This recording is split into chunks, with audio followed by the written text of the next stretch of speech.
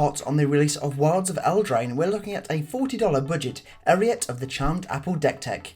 She says each creature that's enchanted by an aura you control can't attack you or planeswalkers you control. At the beginning of your end step, each opponent loses X life and you gain X life, where X is the number of auras you control. This deck is all out auras, ones that we can play ourselves, on our enemies' creatures, create a butt ton of value and get that win. Now, let's get straight into the budget brew. As always, we're starting the deck tech off super hot with all of that ramp. First is Commander Sphere to add either of those Ores of colours, and Mind Stone to add colourless. Both can be sacked for that secondary card draw option. We have Ores of Locket to add white or black, again with that sacking option to draw some cards. And Ores of Signet to pay, tap and add both of those Ores of colours. There's an Arcane Signet to add either of Eriette's colours, and Belwar Stone to add 1 mana of any colour that a land an opponent controls could produce. We have a Talisman in Hierarchy to add colourless, or one of our colours at the cost of 1 damage to ourselves. And Thought Vessel to add a colourless and give no maximum hand size. And finally, we have Sol Ring, because Sol Ring. Before we get onto our aura loving creatures, make sure to smash that like button and subscribe for all things MTG. Subscribing is completely free to do, and it helps our channel grow and grow as we head towards 5,000 subscribers. Another way to help support the channel is to sign up to Card Market and use our referral code gathering-the-magic when signing up. Shout out to Mole in a Hole for using our code. You love to see it. Now we're going through all of our aura loving creatures. First on up is Danitha Capuchin, Paragon, with First Strike Vigilance, Lifelink, and aura and equipment spells you cast cost 1 less to cast.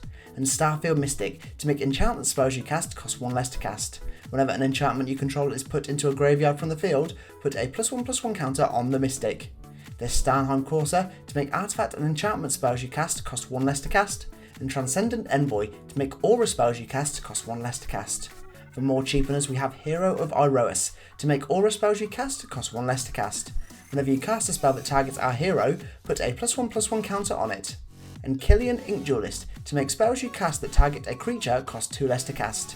With over 30 enchantments in this deck, nearly entirely auras, we want every cheapener on the field to play even more auras and gain all of that value. There's Ajani's Chosen that says whenever an enchantment ETBs under your control, create a 2/2 cat creature token. If the enchantment is an aura, you may attach it to the token. An Archon of Sun's Grace to give you a 2/2 Flying Pegasus token whenever an enchantment ETBs under your control, with those Pegasus having lifelink. There's Archon of the Wild Rose that says other creatures you control that are enchanted by auras you control have base power toughness 4/4 and have flying. And Lightpaw's Emperor's Voice, this is whenever an aura ETBs under your control, if you cast it you may search your library for an aura card with mana value less than or equal to that aura, and with a different name than each other aura you control. Put that card onto the field attached to Lightpaws. A great commander by itself, and if you want to see a devilishly disgusting Lightpaws deck, watch the deck tech we did after this video. We have Core Spirit Dancer that gets +2/+2 for each aura attached to it. Whenever you cast an aura spell you may draw a card. And Mesa Enchantress, this is whenever you cast an enchantment spell, draw a card. We have some more of the same with Shram Senior Edificer to draw a card whenever we cast an aura. And Slumbering Keepguard, this is whenever an enchantment ETBs under your control, scry 1. You can pay to give the Keepguard +1/+1 until end of turn for each enchantment you control.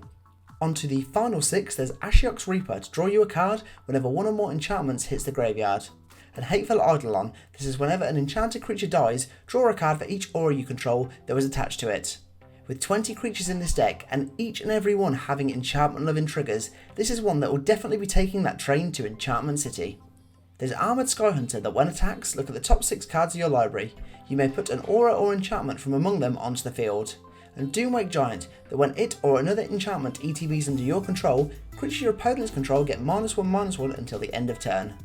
Lastly, we have Ondu Spirit Dancer. This is whenever an enchantment ETBs under your control, you may create a token that's a copy of it, doing so once per turn. An Umbra Mystic, to give auras attached to permanents you control totem armor. Now let's look at those auras, starting with the ones we're going to give to our opponents. First up is Martial Impetus to go target creature and give it +1/+1. When enchanted creature attacks, each other creature that's attacking one of your opponents gets +1/+1 until end of turn. And Parasitic Impetus to give enchanted creature +2/+2 and goaded. Whenever enchanted creature attacks, its controller loses 2 life and you gain 2 life. There's one more Impetus in Ghoulish to give enchanted creature +1/+1 at Death Touch and is goaded. When enchanted creature dies, return Ghoulish Impetus to the field at the beginning of the next end step.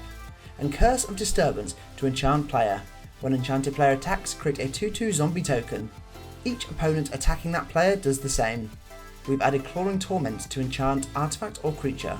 If it's a creature, it gets -1/-1 and can't block. And enchanted creature has, at the beginning of your upkeep, you lose 1 life. And Nurgle's Rot to enchant opponent's creature. When it dies, return the rot to your hand and you create a 3/3 demon creature token named Plaguebearer of Nurgle. There's Heliod's Punishment, the ETBs with 4 task counters on it. Enchanted creature can't attack or block, loses all abilities, and can tap once a turn to remove a counter off it. When there are no counters on it, destroy the enchantment. And Dead Man's Chest to enchant an opponent's creature. When it dies, exile cards equal to its power from the top of its owner's library. You may then cast those spells and use mana of any colour to cast.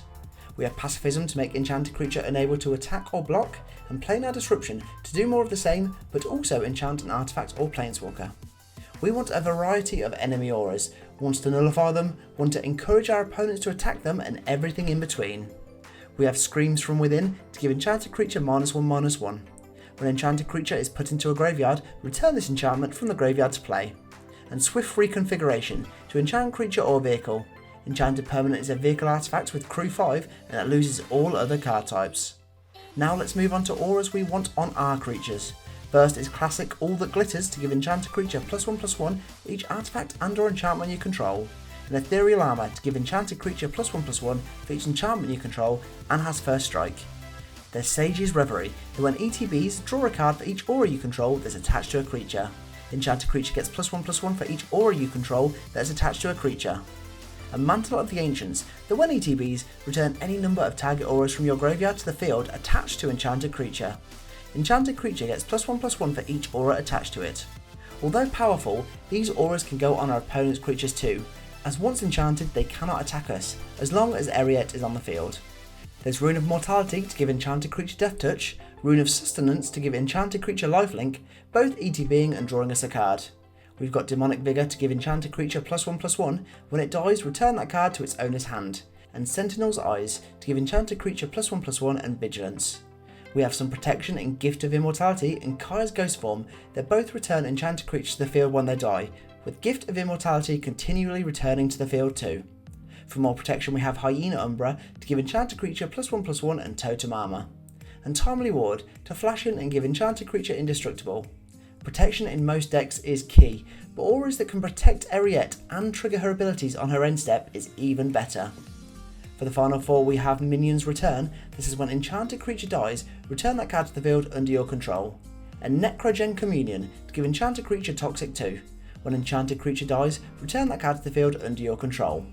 For the final 2 we have Spirit and Vampiric Link, this is whenever enchanted creature deals damage, you gain that much life. Before we wrap on up with those lands, let's look at the best of the rest in this budget brew. First is Open the Armory, search your library for an aura, reveal it and put it into your hand.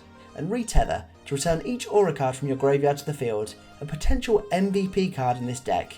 We have Winds of Wrath to destroy all creatures that aren't enchanted, and new card, Not Dead After All, to give target creature, when this creature dies, return it to the field tapped under its owner's control, then create a Wicked Roll token attached to it. Protection and a cheeky little aura. And to wrap up we have Court of Ardenvale to make you the Monarch. At the beginning of your upkeep, return target permanent card with mana value 3 or less from your graveyard to your hand. If you're the Monarch, return it to the field instead. And as we always do, it's time to finish the budget brew with all of those lands. To start with, we're covering the basics, with 18 plains and 10 swamp, as this deck shows much higher of a plains balance. We have Command Tower to add 1 mana of either of Eriette's colours, and Exotic Orchard to add 1 mana of any colour a land an opponent controls could produce. There's Evolving Wilds and Terramorphic Expanse to both tap, sack and search our library for a basic land, putting it onto the field tapped. We have Caves of Koilos to add colourless, or white-black at the expense of 1 damage. And Temple of Silence that when ETBs lets you scry 1. There is Shine Shadow Snarl that when ETBs you may reveal a plains or swamp card from your hand. If you don't, Snarly Snarl ETBs tapped. And Tainted Field to add colourless, or one of Eriette's colours only if you control a swamp. Eriette is undoubtedly the best new commander from Wilds of Eldraine. Do you think there's a better commander from this set? Let me know in the comments below.